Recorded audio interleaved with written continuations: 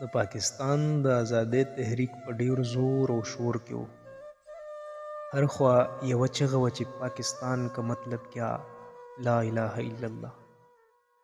ډیر خلک په زغلو، انګریزان هم پریشانه وو که نن به یو جلوس تنبولو نو سبا له به دوه نور راوتل. ډیر ولس د آزادۍ جلسو کې کوتره شو، خو د چا په زړه کې ذره برابر ویره نه راتله. او چې څومره به انګریز سرکار د زور نه کار اخیستلو نو هومره به په خلکو کې جوش او جذبه نوره هم زیاتېده.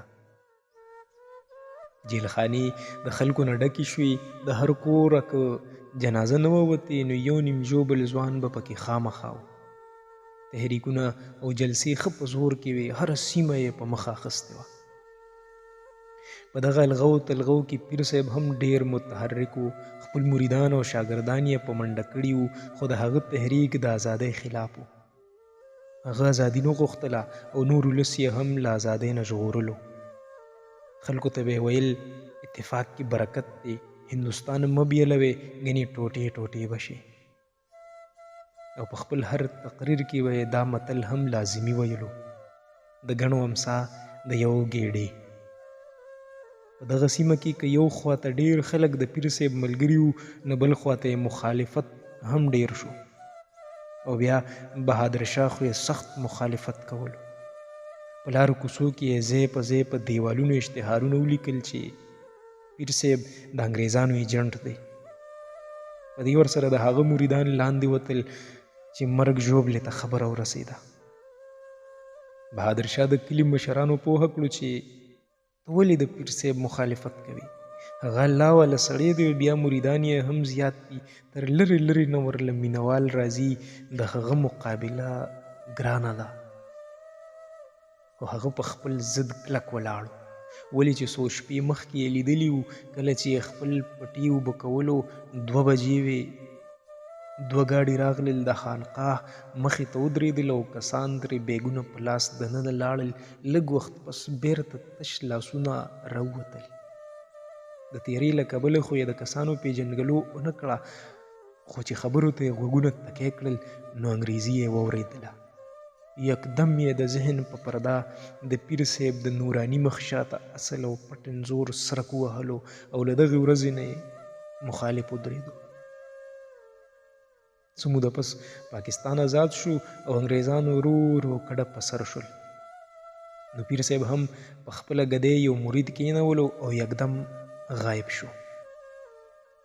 هر خوا امن راغی، خلک خوشحاله شو چې مسلمانانو ته آزاد ملک میلو شو. یو څو میاشتې پس سحر رڼا لګېدو سره په کلي کې خبر خور شو چې پیر صاحب وفات شوی دی. مریدانو بیګا راوړی دی او د شپې شپې یې ښخ کړی دی. ټول کلی په دې حیرانو چې اخر پیر صاحب په دې کلي کې ډیره زمانه تېره کړه. مریدان او شاګردان یې هم بلهادي، نو کم از کم چې د مخ مبارک دیدار او جنازه کې ګډون خو مو کړی وي. یو کس یې د مرید نه پوښتنه وکړه، نو هغه وویل چې پیر صاحب په مکه مکرمه کې د طواف دوران کې وفات شوی دی، جنازه یې هم هلته شوې ده، بس موږ صرف ښخولو له کلي ته راوړو. دا خبر لکه د اورو په ټوله سیمه کې خور شو او د مینوالو رش یې نور هم سیوا شو. د ورځې به بلها خلک راتلل، د مزار دیدن به یې کولو، کاڼي او جنډې به یې ځانونو پورې مږلې، مریدانو به یې دم درود هم کولو، دوکانداري ښه درس کې روانه وه. خو شپه به شومه دم وه، صرف مریدان به مزار کې پاتې کېدل. وخت تیر شو، څو کلونه پس بهادر شاه د روزګار په لټون کې لاهور ته لاړو. په مزدورۍ پسې در په در او کوڅه په کوڅه وګرځېدو. یوه ورځ ورسره نسوار ختم شو نو د کار په ځای کې خوا کې د کریانې دکان ته ورغی. خو دوکاندار سره مخامخ کېدلو چې له خپو نه یې ځمکه وتښتېده. دوکاندار هم چې بهادر شاه ولیدو نو یو خوا بل خوا یې وکتل، دوکان یې په ځای پرېښود او منډه یې کړه. خو بهادر شاه هم ورپسې هېڅ حرکت ونه کړو. فوراً یې د کلي مخه وکړه او چې کله کلي ته راورسېدو د کلي هغه مشران یې راټول کړل کوم چې د پیر صاحب خلاف وو، او ټوله قصه یې ورته تېره کړه. هر مشر د حیرانۍ نه وازه خوله و. یو مشر په زور وویل لکه پیر صاحب خو رښتیا د انګریزانو. بل مشر ورله زر خبره پرې کړه، چپ شه څوک به ووري. بهادر شاه په دې خبره زور راوړو چې خبره سپړدل غواړي نو ټول حقیقت په ښکاره شي. مشرانو یې مرستې ته غاړه کېښوه او د شپې انتظار شروع شو.